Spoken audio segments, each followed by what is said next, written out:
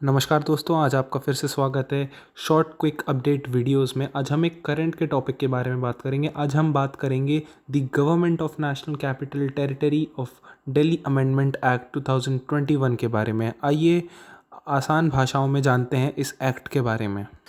ये act Tuesday को notify किया गया था, पर अब इस एक्ट के बाद जो एलजी होते हैं, दिल्ली एक यूटी है और देश में जितनी भी यूटीज़ हैं वहाँ गवर्नर नहीं होते हैं, वहाँ लेफ्टिनेंट गवर्नर होते हैं। तो अब इस एक्ट के बाद सिर्फ दिल्ली में एलजी हैं वो खुद में ही एक सरकार हो गए हैं। मैं समझाता हूँ कैसे।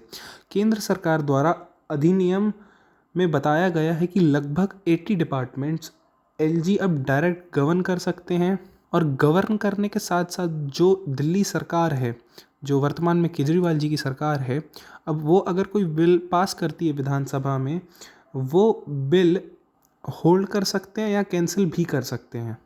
Guys please subscribe to my channel अगर वीडियो पसंद आती है मेरी तो। आइए आगे बात करते हैं।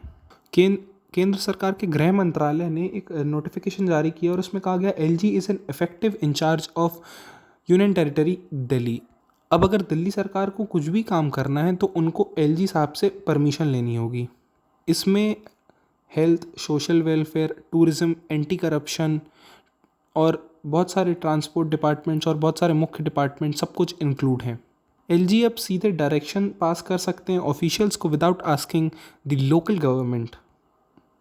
मतलब कि दिल्ली अब यूटी तो है, बट उसके पास जम्मू कश्मीर और पौंडीचेरी जैसे अधिकार नहीं हैं।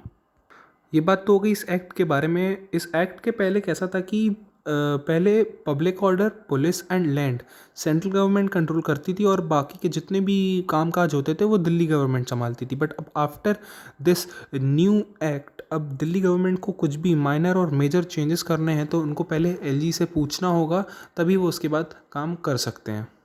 मेरे ख्याल से अब इस न्यू एक्ट को आप समझ गए होंगे। अगर आपको वीडियो थोड़ी भी पसंद आई हो तो प्लीज़ लाइक, सब्सक्राइब, शेयर।